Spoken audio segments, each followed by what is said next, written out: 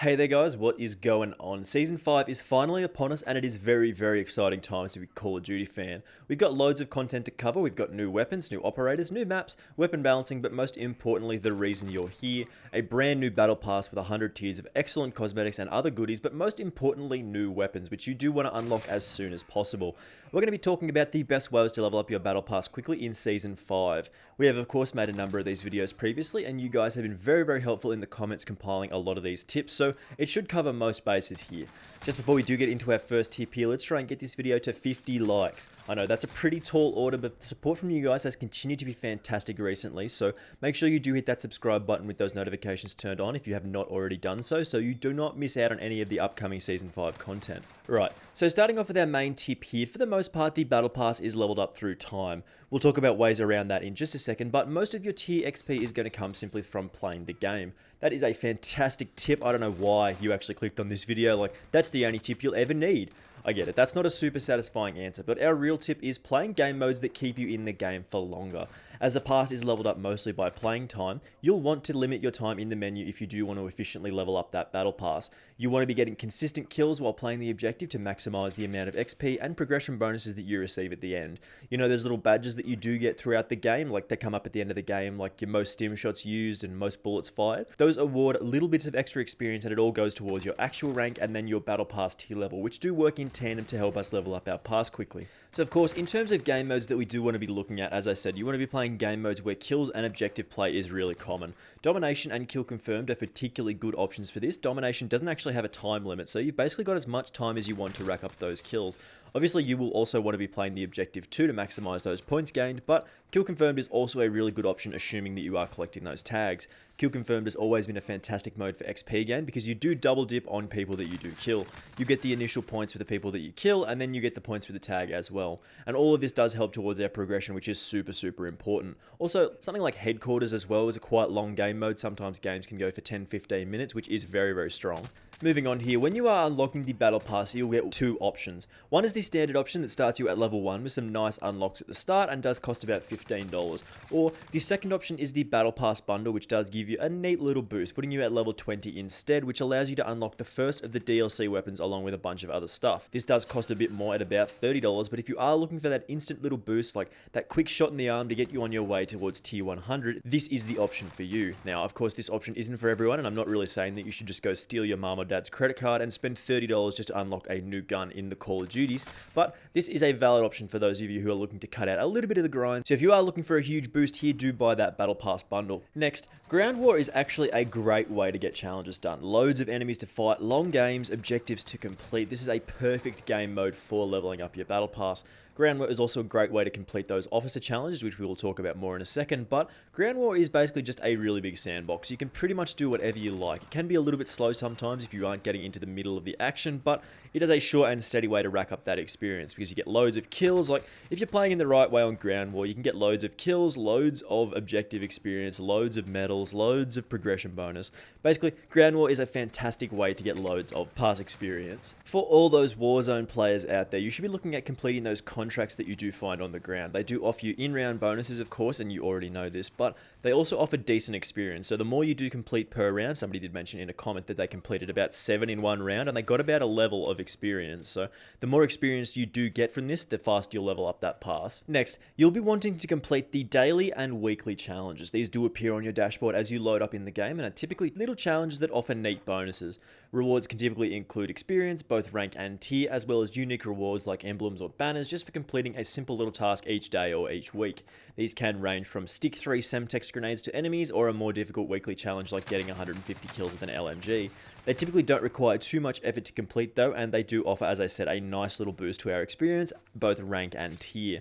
I'm not 100% sure of the exact breakdown of rank XP and tier XP when you do unlock these challenges, as I've heard conflicting reports in my comment sections previously, but from my experience, completing these challenges is beneficial for completing our battle pass. Even if it doesn't actually offer more tier experience, these challenges do offer a new unique way to play the game, which can help avoid burnout while you are grinding towards the max level of a pass and towards rank 155. Another small option, according to somebody in my comment section, is to actually play the Spec Ops missions. I know that's not something that everybody finds super exciting, including myself, but they apparently do offer a decent decent amount of experience. Sometimes by completing 1 or 2 of the missions, you'll end up with a couple of levels sometimes.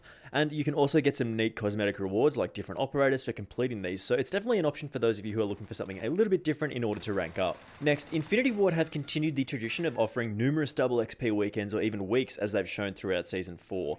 This does offer a limited time boost to either weapon XP, rank XP, or tier XP, and sometimes it does include all 3 of these at the same time, and sometimes it does only include some of them, but there have been numerous occasions throughout Season 4 where double tier XP has been offered. I think the longest I saw was for about a week, which was very, very recently, which is super, super wild. So my tip is to keep an eye out in the main menu or follow the official Call of Duty or Infinity Ward Twitter accounts because they do typically announce double XP periods of time before they do go live. It's important that you make the most of these windows because it becomes very, very easy to rank up when double tier XP is active, and it's a massive assist to get to level 100 as well as getting to rank 155. We've of course been talking about our rank a lot, and for good reason here. Every level above 100 we do unlock a new officer challenge, which are small to complex little challenges that do offer experience rewards for completing them, and like I said, every time you rank above 100 up to 155 you unlock a new one. These can range from getting 5 frag grenade kills to getting 4 quad kills in 3 different games with a sniper rifle while holding it upside down and backwards and shooting it without scoping in. But upon completing them, depending on the difficulty, you do get a bunch of experience, some of which is included towards your battle pass. And again, even if it doesn't offer a great deal towards said battle pass, it is still a great way to avoid burnout, as I mentioned earlier. These new unique ways to play the game will help keep it interesting while you are unlocking those last couple of pass tiers, so do your officer challenges, they're actually really, really fun. Another way to get those fast, easy tiers is to do keep an eye out for tier sales. Infinity Ward typically release these at least once or twice per season, allowing people to purchase tiers for 100 COD points instead of 150. Again, I'm not saying that you should go grab your dad's credit card and buy all 100 or 80 tiers once they're a little bit cheaper, because it'll still cost you like $200. If you can honestly say that dropping $200 on a battle pass just to complete it before other people is fine, go ahead. But for the rest of us, most players typically have a few COD points laying around throughout various battle passes or through other means, buying stuff from the store and so on. So you should be able to get a decent amount of tiers just by waiting until the tiers are on sale. Tier sales do typically occur towards the middle and end of the season, so if you do see that tiers are on sale and you've got a spare couple of COD points, you might as well pick up some easy cheap tiers. Another tip here is to complete the trials. Trials are small challenges that reward experiences, and they add one pretty much every season. I'm not convinced that these actually offer experience towards your battle pass. It's sort of one of those things that's a little bit hard to tell, but they are still fun, little short ways to stave off boredom. Basically, these are score or time-based challenges which do give you various rewards for completing them. I think for getting 3 stars, you get like 10,000 experience, which can be easily doubled with a double XP token. As I was saying, even if these don't offer battle pass experience, they still give you rank experience, meaning you'll unlock more officer challenges, meaning you will have more options for more extra experience and new fresh ways to play the game and keep it interesting while you are grinding towards tier pass 100. Plus, I think the time spent in these trials does actually count towards past experience, but again, I'm not 100% sure of this. It's a little bit hard to test, but I'm happy to be told otherwise. And lastly, definitely the most useless tip of all, look everybody, he's talking about spending money again. If you are really impatient and you do have a couple of $100 laying around, you probably aren't watching this video and you've already spent your money buying all of the tiers.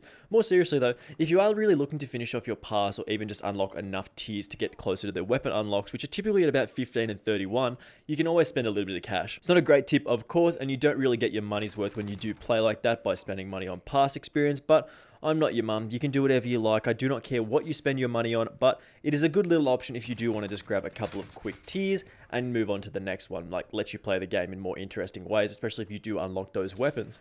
Anyway, hopefully these tips do help you leveling up your battle passes, especially that last one, but I'm 100% sure you didn't think about that before.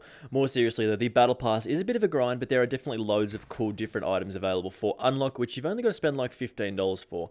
New guns, new cosmetics, and new blueprints all help keep the game interesting, and it does support the developers in being able to continue to make content for their game.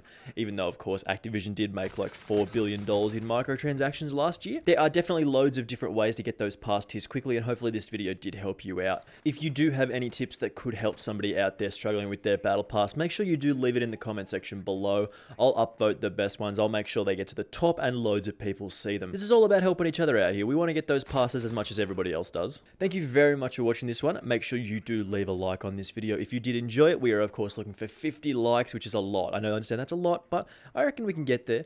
And make sure you do subscribe if you are new around here. Of course, we have got loads of new Season 5 content lined up in the upcoming days, so make sure you don't miss out on any of that. I will, of course, see you in the next one. Thank you very much for watching. Bye!